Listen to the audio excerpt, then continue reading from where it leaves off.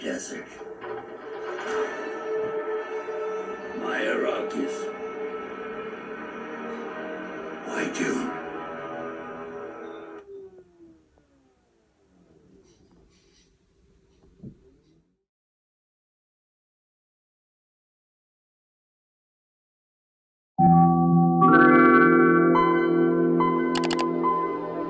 This is a custom-built LEGO automata set I designed based on the Harkonnen throne room scene from Denis Villeneuve's Dune adaptation.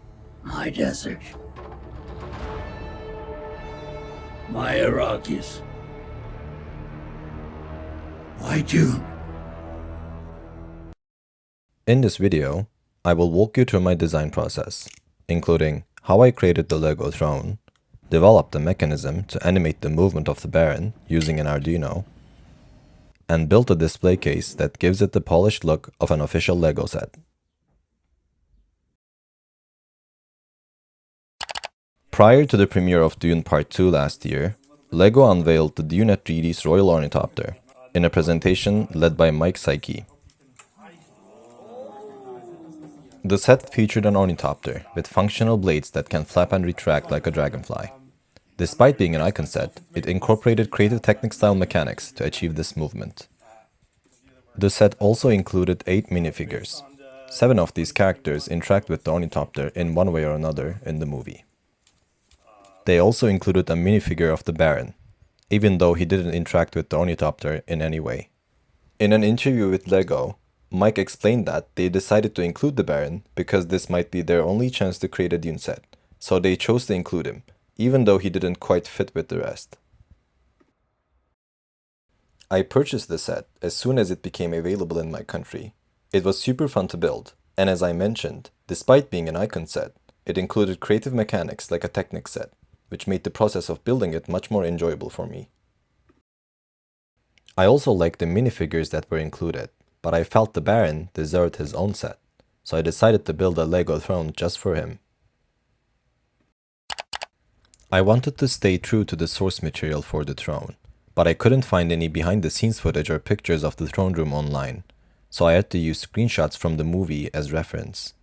There are 2 shots in the movie that clearly show the throne. In this shot, the throne appears more box-shaped. Initially, I started building the throne based on this angle, assuming that the arms were straight. I thought this perspective was the reason it looked the way it did. However, later I realized that in this other shot, taken from a greater distance, it's clear that the arms of the throne extend outward at an angle. So it made more sense to use these angled LEGO parts for the arms. After I had a clear idea of what I wanted, I jumped into Bricklink Studio, which is an amazing tool for prototyping with LEGO bricks. It also has a feature that allows you to create building instructions for your model, just like an actual LEGO set, which is really cool. Next, I gathered all the parts I needed for the throne and began building.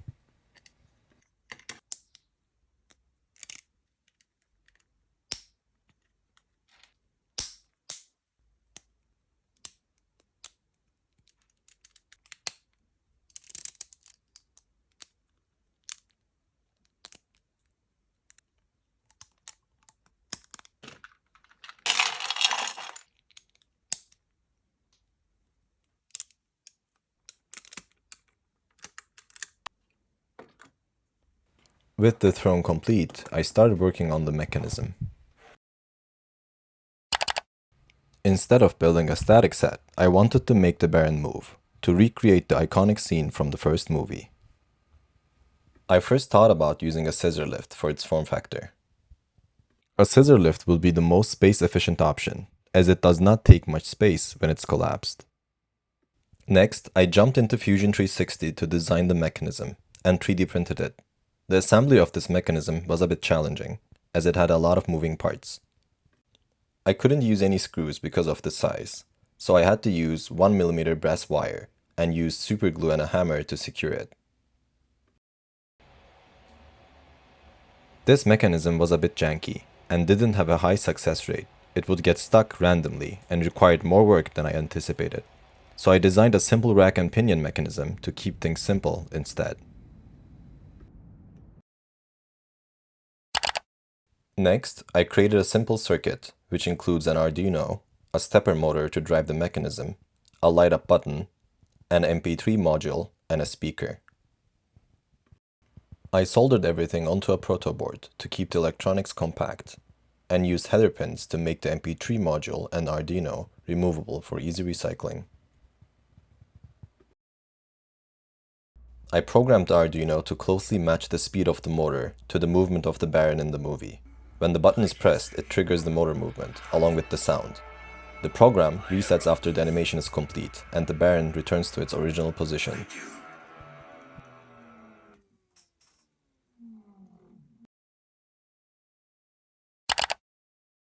My main inspiration for the enclosure came from official LEGO store displays, which are often built for third-party stores.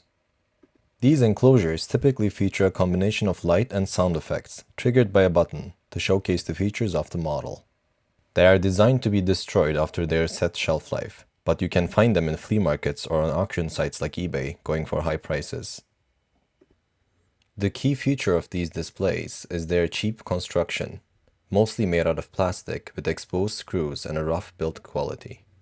I wanted to create a display case similar to these official display cases, as if it were an actual movie tie-in LEGO set you would see in a store. I designed the case in Fusion 360 and printed it on my 3D printer. I used Figma to design the cover and printed it out on glossy A4 paper, and all that was left was to combine everything.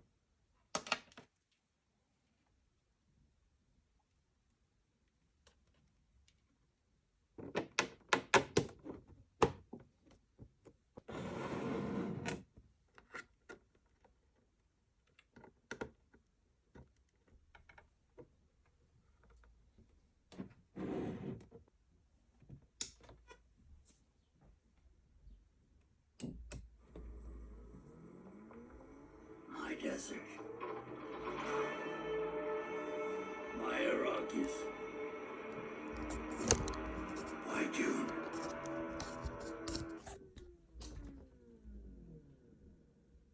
You can find the building instructions along with all the necessary files for the project on my webpage.